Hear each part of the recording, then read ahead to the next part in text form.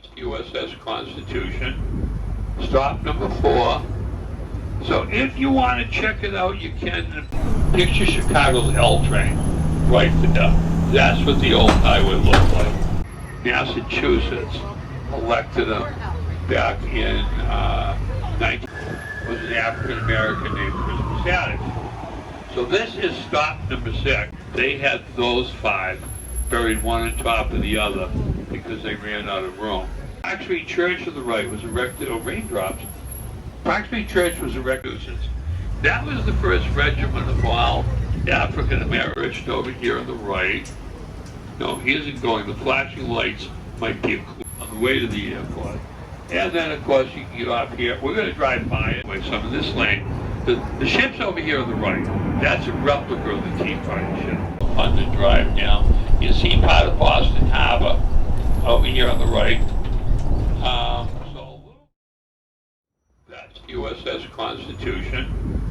Stop number 4. So if you want to check it out, you can by the stop.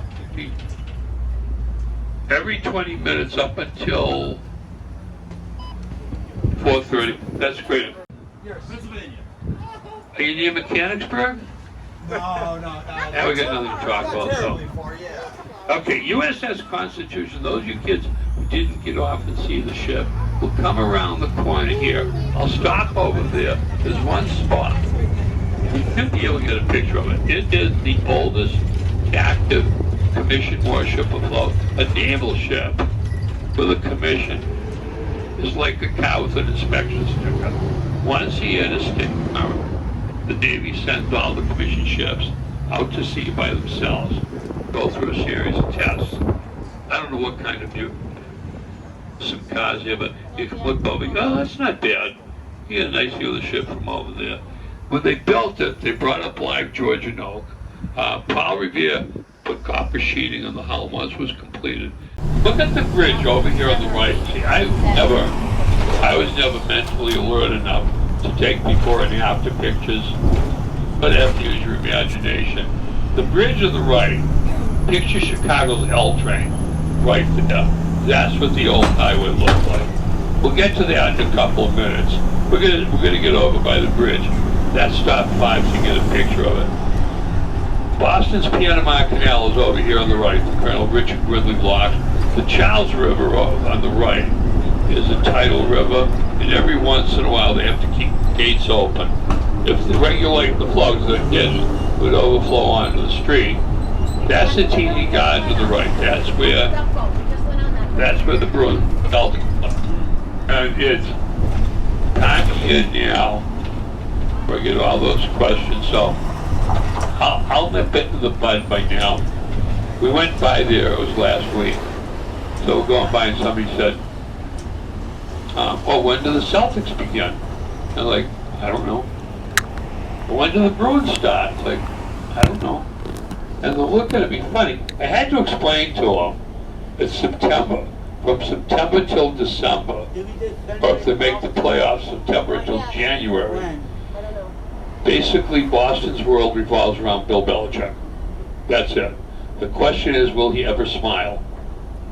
There's a sports memorabilia store in Quincy Market, and I went in there once. I had the money, and there's a picture of him holding 3 Super Bowl trophies with a smile this wide.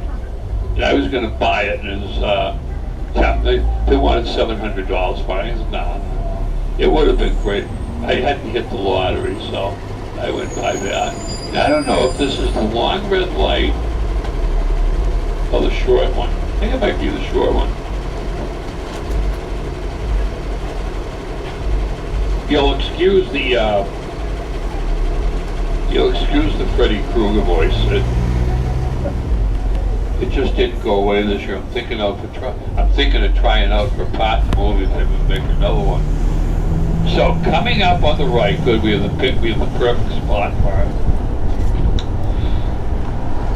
You look over here on the right. This is the Leonard Zakim Bunker Hill Memorial Bridge. It was named after the late Lenny Zakim. Lenny Zakim for years was head of Boston's Anti-Defamation League. They built the posts to look like Bunker Hill monuments. They built them to scale. 294 feet. Monument has 294 steps. That way goes up to Maine. This way goes down to Cape Cod. It looks like they're still all going down to the Cape, but that isn't as crowded as it usually gets. Stop number 5, the Museum of Science of the this New England Sports Museum is in this building on the right. Girls trip. All right. Don't worry about the tickets. I saw you down at 1. What's the girls trip? Bachelorette party? No. No? We just all worked together like 15 years ago. We get together. So you dumped all the husbands and boyfriends and shut off your. Where are you from? Are you near Grand Haven? No. We have nothing to talk about. Get on. I had a friend in Grand Haven. I used to get my weather reports from them. So stop number 5, the New England Sports Museum is there. If you wanted to go to the Museum of Science, you have to, they have a shuttle bus. Trust me, it's much easier just to walk down to that round brick building and take a right. This is where the elevated trains were. If you picture this 25 years ago, that street didn't exist. That's where the subways came out from underground, and they got here. The train thing, it took up both sides of the street, 5 stories high, and went down and ended over by the TD Garden. And again, get by one of my favorite statues. One of the nicest people I ever met. The statue over here on the right, they call it the goal. Bobby Orr scoring the winning goal in the 1970 Cup Finals against the St. Louis Blues. And it was really cool. This is sort of self-explanatory. Cafes and restaurants and concert halls. I don't mean to rush by it, but I'm very superstitious. That building I don't go near. Every time, well, I figured I'm a tour guide. I should know what's in there. So every time I set aside a day to go in there and check it out, so a week or two ahead of time. Every time I set aside the day, that particular day comes up, I'm in the hospital. Oh. I don't. That's over there. Thomas P. O'Neill Federal Building on the right. He was Tip O'Neill was Speaker of the House of Representatives when President Reagan was in office. Now, ladies and gentlemen,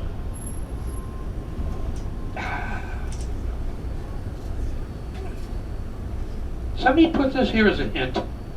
No, it fell down. It fell down here. No. Anyway, it gives me great pleasure. I'm going to relax here. It gives me great pleasure to introduce to you the longest traffic light in the United States of America. They put it in the street with aside from the Tip O'Neill building, there's absolutely nothing to talk about. We are very lucky. We're not here for the whole cycle. This is going to change very soon. If we were here for the whole cycle, it's so long that if I sat through it, when I get home tonight, my Social Security check for October will be on the dining room table. I did come up with one thing though. I think it's neat. Look down here on the right, you're going to see a building with a dog on it, okay?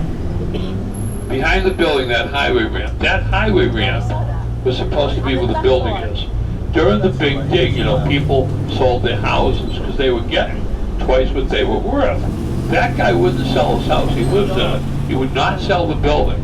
It was in court for years, and he delayed it so long, they gave up, and they redesigned it, so they put the ramp to the highway behind his house just to accommodate him.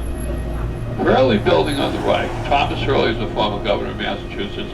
The way they designed this, if you saw it from the air, it's an outline of the state.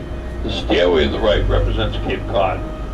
I'll give you a little idea what it looks like. So now I have to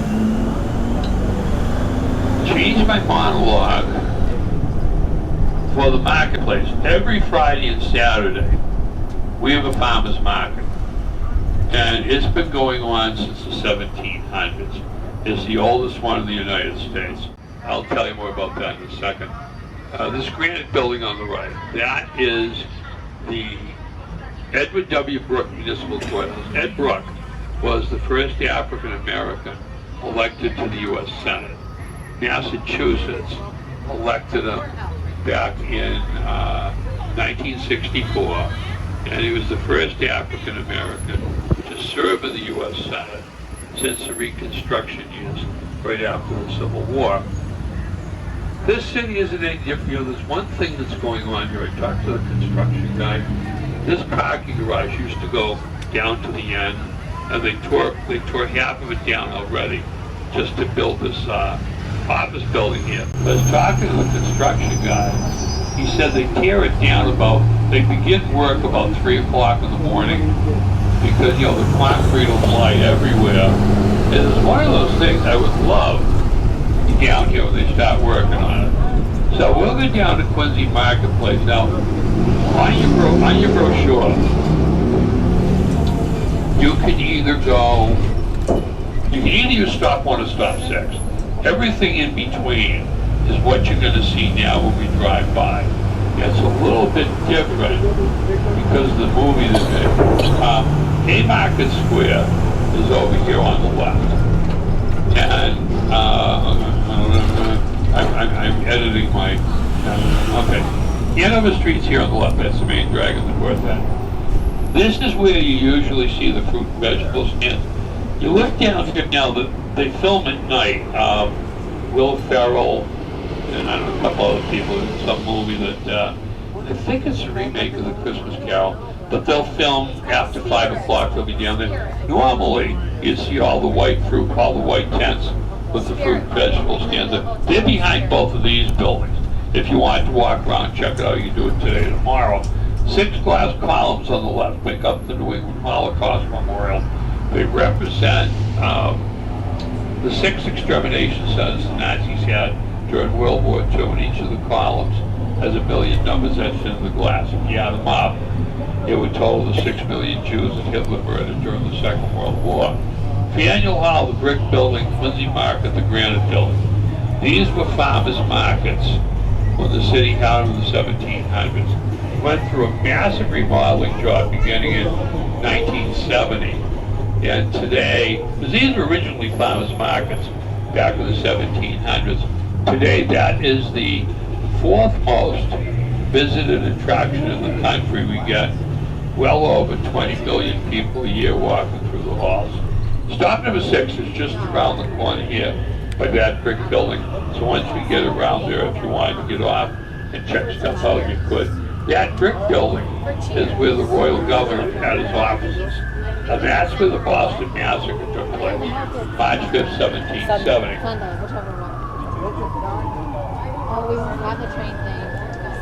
British soldiers were on guard duty. They had orders not to shoot at anyone. People came down and started harassing the soldiers. And at one point, the rocks of the snowballs were flying through the air. Shots were fired. People going around saying that the soldiers were massacring the civilians. So what became known as the Boston Massacre, 5 people died, and one of the 5 was an African American named Christmas Adams. So this is stop number 6. If anybody wants to get off here, and we'll be coming by every 20 minutes up until 4:30. I'll get the time right one of these days.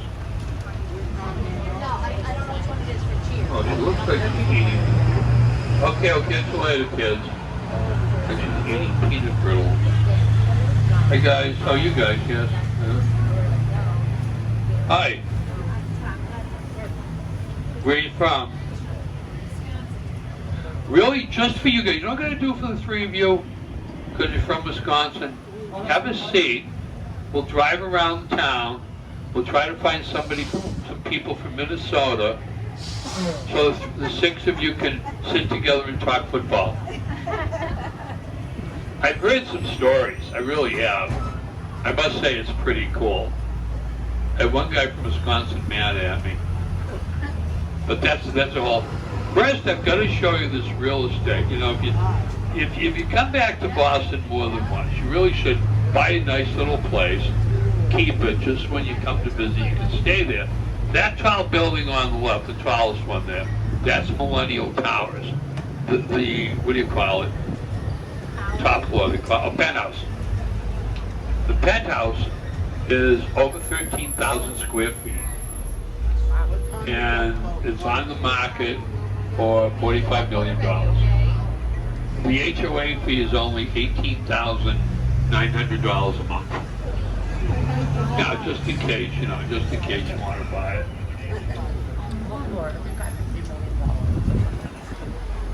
I love what they did to this street. It was 4 lanes.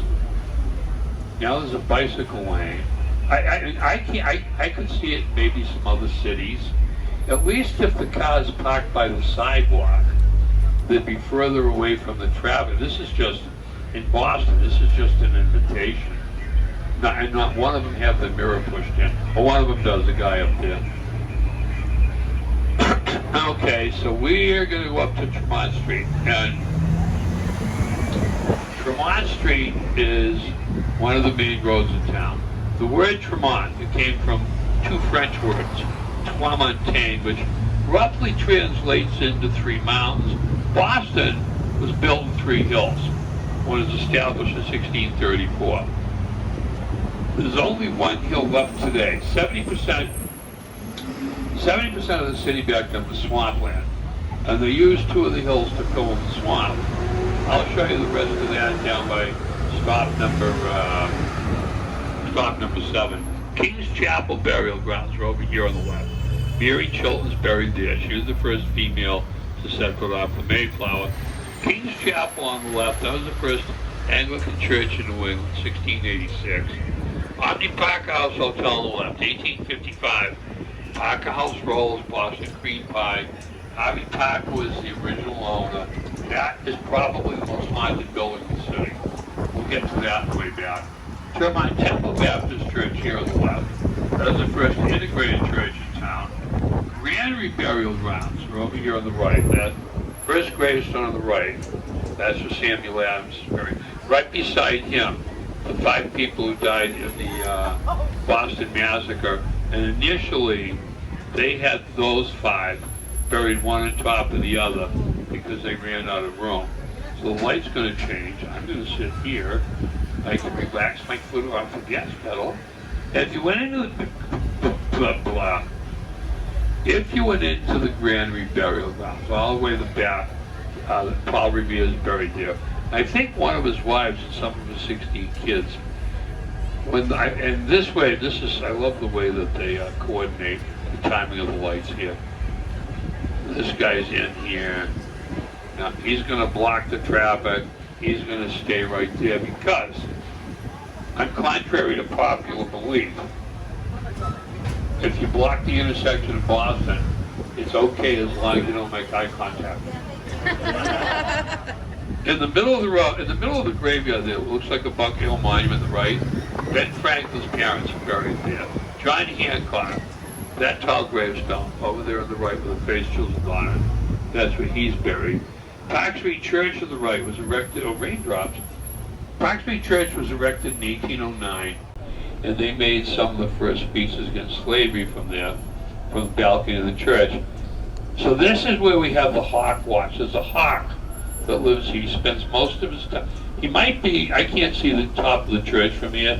He might be in the belfry. I doubt it because the bell rings every hour on the hour. And so he might be frightened. That might have scared him away.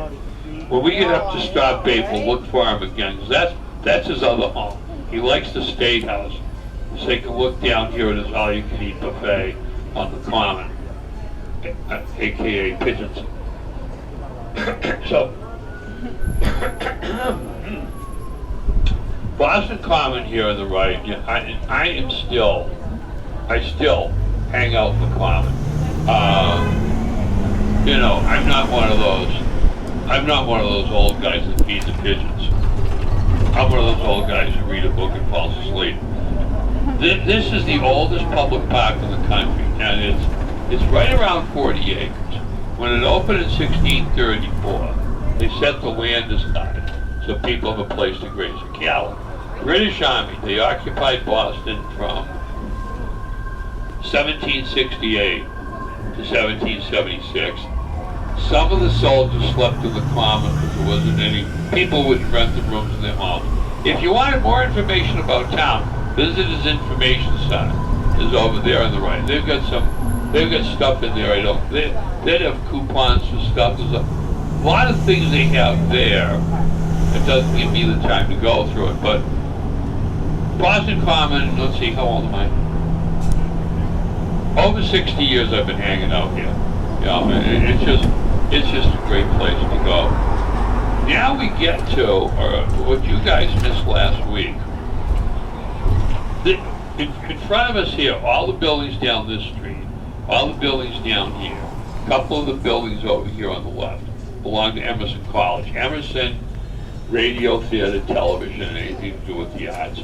The little granite building on the right is, that was the first subway station in the country. September 1st, 1897. It only cost you a nickel to ride the subway.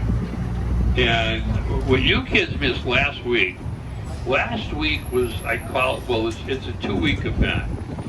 I call it the Great Migration. The first week, all the parents bring the freshmen, bring the kids in. First time in the city by themselves. Parents want to see Boston, to experience it. You know, they pull over, they unload the cars, and you can tell, first time drivers here. Because by the time the traffic is, we have 4 stages of traffic in Boston. One is bad. Next level, it goes by hour. You know, morning it's bad. Early afternoon is horrible. Middle of the afternoon is impressive. Late afternoon, I can't say that it's 2 words. And I can't say the last word, but the first word is cluster. And you can tell me, these poor people have an expression of faith. They never do it again. If the freshmen run, have the parents drive in. The parents afterwards, so they've talked to a couple of kids, the parents afterwards give them money to rent their own U-Haul truck. And just FYI, I'm stuck on Tremont Street waiting for a car to back up an alley. So don't look at me anytime soon. And the thing, I like the migration because they rent the U-Haul trucks, and most of them, there's a road most of them take, runs by I-9 and Mass Pike, Storrow Drive. And it's, yeah, you too. It goes along the banks of the Esplanade. Yeah, a beautiful park. That's where we have the 4th of July concert. You get a beautiful view of the skyline. Uh-oh. I just cut off a policeman. Uh-oh, I'm in trouble. Make believe one of you were really sick. We had to go. We were in a hurry. So I go to the Esplanade. Right, it runs parallel to the Charles River. You get a beautiful view of the skyline of Cambridge. What makes it interesting is, just for numbers' sake, the geez, and I can't run this light, and I was pointing to his back there. Darn it. Anyway, just for numbers' sake, they get the U-Haul trucks. The U-Haul trucks are 8 feet 1 inch. The bridges are 8 feet. Use your imagination. They become transformed from U-Haul trucks into open sardine cans. And I used to follow them, but I always made sure that I stayed 200 feet back. Oh, I wasn't supposed to go right. I'm all screwed up now. He's going to kill me. Really, I'll give you $10 if one of you act really sick. Anyway, we're getting down to stop 7. Stop 7, you can go to, if you go to Chinatown from stop 7, because it's listed on the map, I would recommend using stop 9. Using stop 7 to go to Chinatown does not leave you with the best impression of Boston. Stop 9 is a lot better to use. Stop 7, you go to Copley Square. I'll show you how close it is. If you look through the front of the trolley, I'll get my head out of the way. There's a building down there, it's all glass. That used to be the Hancock building, but then whoever owned it went, they had to sell that building for $300 million, less what they paid for it. Anyway, Iron Pace Company designed the building, and they designed it in a way, whatever side you look at, it looks like one sheet of glass going all the way up. Just on the other side of that is where Copley Square begins, which you can use by going down Boylston Street from stop 7. You can also get off at stop 7 and go to the Cheers Bar. Unfortunately, you won't see the Swan Boat. The Swan Boats migrated south for the winter last Saturday. This building on the left is roughly where, isn't standing anymore. This building on the left is roughly where Edgar Allan Poe's house used to be that he grew up in. That's why you can see over here on the right, the statue of Edgar Allan Poe and the Raven. So we're going to cross Boylston Street. We cross Boylston Street, look down the street to the left. And this is basically, all this is the Back Bay. You know, from here down to Fenway Park. This is about 50, 60 city blocks.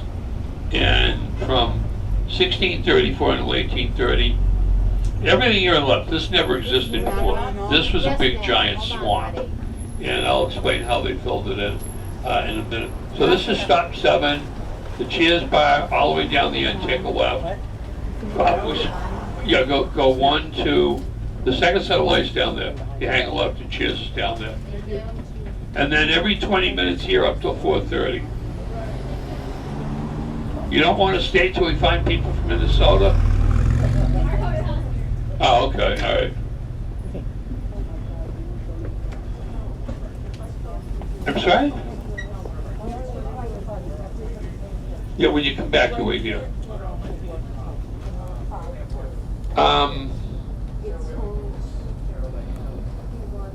Just tell the next driver, I'll tell him down at stop 1. All right? And just tell him, if you get another driver, said Dick said it was okay. That Dick said it was okay. And I'll tell the driver down there. Okay. Where are you going? Cheers. Down the end here and take a left, second set of lights. So back in, up until 1830, this part of the city never existed before. The original section of Boston is over here on the right. And there were 3 hills. So in 1830, they ran out of room. They decided to fill in the swamp. They dug up 2 of the hills and dumped them in here. Then they brought these wagons filled with gravel, and everything was dumped into the swamp 24/7. They did it from 1830 until 1868. That's how they made the Back Bay. So over here left from here, down to and including Fenway Park, all the land is man-made, all the buildings are on landfill. It was the largest public works project in the history of the country. And the Back Bay over here, it's the only section of the city where the streets make any sense. All the main roads run parallel, and all the intersecting streets are alphabetical. If you're going to walk through any other part of the city, turn off your GPS system, crumble up your road map, throw it in the trash, and just go left. And then you keep going left, and eventually you'll find something you recognize. No, my brother's one of these guys who gets dressed up in a costume. He gets dressed up as basically a hippie from the 1970s. So we'll get up to the top of Beacon Hill, work our way down to South Station. Finally, it's nice to see the sun come up. The clouds can stay that way. This is the perfect weekend if you're thinking of doing it. If you want to go to Fenway Park and take a tour, because it'll be open all weekend because they're in Chicago. They will be playing tonight. So if you're thinking of doing that this weekend, you have plenty of time to do it. The park will be open for tours all weekend. If you want to walk through Beacon Hill, any of these streets on the left, this is Spruce Street, this is Spruce Street, this is Walnut Street. You look up any of these roads on the left and get a little idea of what Beacon Hill looks like. The main road in the north end is Mount Vernon Street. There's a section of Mount Vernon Street called Lewisburg Square. Some of the houses still have the cobblestone sidewalks and driveways. This is Walnut Street on the left. So we get up to stop 8 If you wanted to use stop bait, you wanted to go up Beacon Hill, get off at 8, come up here to Joy Street, walk up the hill, get to Mount Vernon Street, take a left off Mount Vernon is Acorn Street. Acorn Street's supposed to be one of the most photographed streets in the country. You can take a tour of the State House that's over here on the left. So we'll make this stop bait if you want to get off here and check it out, because they took away stop bait and put in a nice big sidewalk. A good rolling, okay. So this will be like a rolling narration. When the light changes, over on the left you'll see the State House. 1798, it was designed by Charles Bulfinch. The first statue that you're going to see over here on the left is a guy in the robes. That's a statue of Horace Mann. He's considered to be the father of the public school system. There's another statue you'll see to the right of that is a statue of Daniel Webster. Daniel Webster was the U.S. Senator guy, and his cousin Noah Webster was the dictionary guy. Also, see if you can go by there, see if you see the hawk. The hawk liked to perch on Horace Mann. It perched on his right hand, his right shoulder. Daniel Webster used to like to perch on his head. I saw him all day yesterday. I don't see him today though. Okay, over here on the right also, the Robert Gould Shaw Memorial. That was dedicated to the 54th Regiment of Massachusetts.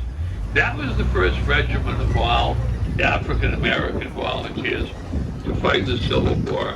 General Joe Hunker on the platform, commander of the Union Army during the Civil War.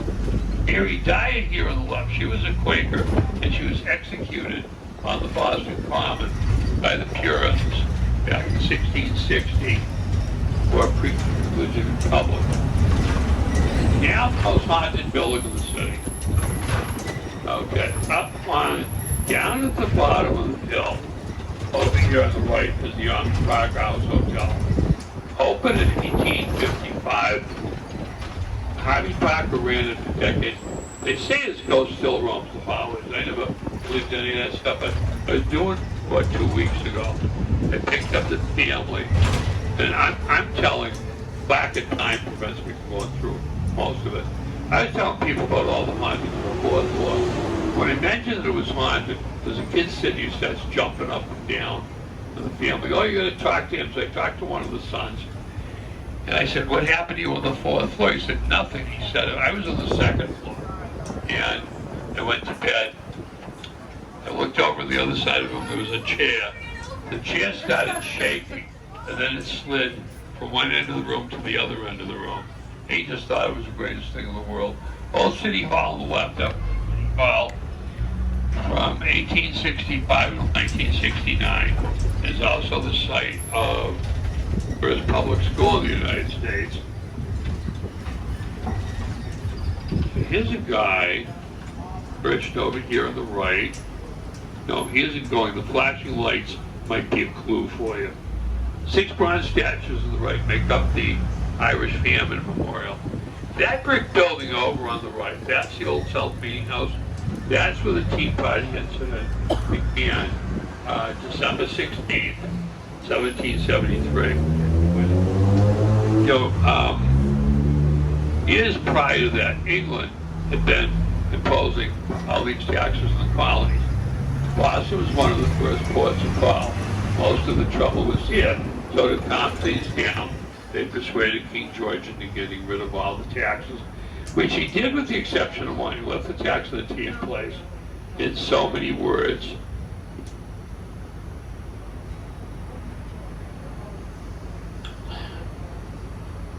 He left the tax on the tea in place just to remind people who was still in charge. And good thing for Sam Young. Sam hadn't had much going on since the Boston Massacre in 1770. This thing fell right into his lap. So he spread word around, speculated around the city for a couple of weeks. That day, 5,000 people showed up at the old South Meeting House, came down here to Congress Street, marched down to the harbor where the British ships were, and they dumped the tea overboard. This is the only street, of all the years I've been driving here, I always hated driving down the street. And this isn't so bad, but when the financial district was open, everybody's working from home. This time of day, this would be gridlock. But everybody has to work home till December. So it isn't so bad. The flagpole on the left, that's in memory of George Thorndike Angel. He was the founder of the Massachusetts chapter of the SPCA. Post Office Square parking garage over here on the left, just another hour and a half. If you come in today, Friday after 4 o'clock, you want to dump your car there for the weekend, as long as you pick it up Monday morning before 8 o'clock, you can park the entire weekend for $27. If you ever hear on a Sunday you want to watch a football game, they broadcast them over here. I watch the football game when I'm in tour. I get the trolley. I'll stop back there by the screen. I'll turn the trolley off. And then I tell everybody that's overheating. And we have to stay here for 5 minutes. Then it works.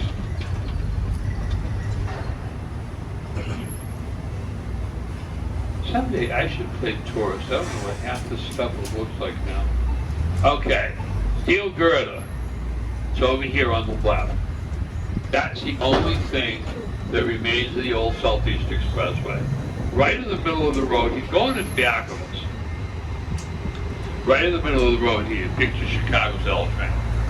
And first they had to blast underground. Then they had to dig up all the fill. That's why they call it Big Dig. Then because the tunnels are pre-made, they take the tunnels, they lower them into the harbor, and they shut those down. And the rest of the work, they go down there and they try to connect everything together. So it was a massive. No, I'm going to behave. I'm not going to look. It was a massive project, and they had to, even when they were doing it, they had to go around and they had to hold these neighborhood meetings, and some of them we got a couple of good laughs over it. One of them was they said they were going to make Boston easier to drive through. We came pretty close. It was $22 billion. It was ready in 2007. See, you don't see this guy here. You don't press the brakes when you come to a yellow light. You're supposed to put your foot down on the gas pedal and go. That's a sure sign of somebody who lives up in the suburbs. Anyway, we're almost at Stop 9. One of the landmarks for Stop 9 is South Station over there on the left. 1898, till Grand Central came along. That was the main train depot in the city. And it's a pretty good landmark for the stop. The other one is the building over here on the left looks like a giant washboard, the Federal Reserve Bank. But South Station, till Grand Central came along, was the main train depot in the country. Now stop number 9 if you want to use it. Atlantic Ave is over here on the left. You walk straight down Atlantic Ave, and you take a right in Beach Street. That'll bring you right into Chinatown. The subway is over here on the left. This is the red line. You take the red line one way, it'll bring you to the Boston Common or the JFK Museum. Take it the other way, it'll bring you over to Harvard Square and Harvard University. Then they have the Silver Line. If you want to go to the airport, you could. If you want to, this guy can't wait. I'm gonna just to drive him crazy, I'm gonna go slow. Just to teach him a lesson. Okay, now I can speed up. It's also, instead of going all the way over to take a tour of the Chinatown Brewery, they also have here the Harpoon Brewery that you can take the Silver Line to on the way to the airport. And then, of course, you can get off here. We're going to drive by it. If you just want to get a picture, we'll be driving by the Tea Party ship. If you wanted to go on board and go into the museum, we have a stop a little further up here that you can check out. I love those scooters with the motors on them.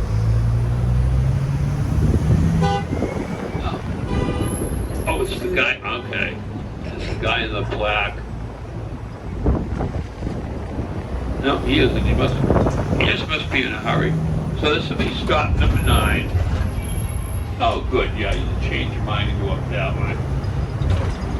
And I don't see anybody here, but if anybody wants to get off here, you can. We'll be coming by every 20 minutes up. Oh, cool, all right, so now we go down.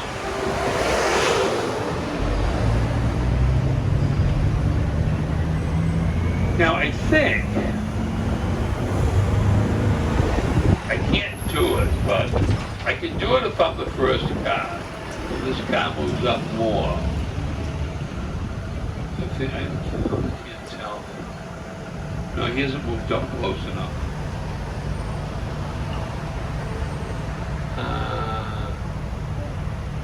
I used to, you get a certain spot here.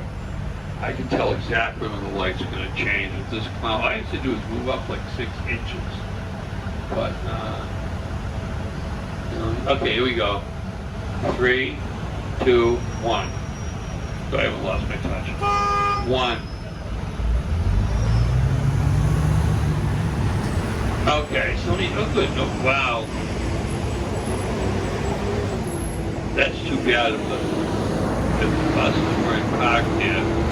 This is usually how I cut people off. I don't think I'll be able to do it. Okay, let me survey here. I forgot what time of day it was. And of course the bus is going to be right there. No, all right. We can do it this way. There's one way to go. Maybe that way. No, you know what I think? I'll go this way. So we're going to go right. So the replica of the ship, if you want to get a picture of it, is going to be over on the left on that side. This is a section of Boston Harbor. This is well from the Old South Meeting House. This is where the 5,000 people marched down, December 16th, 1773. I am leaving the Tea Party ship. Now there's no traffic. Maybe we will go over here and do it on the right-hand side instead. Sorry, can you do me tonight? Yeah, I'm down by the Tea Party ship now.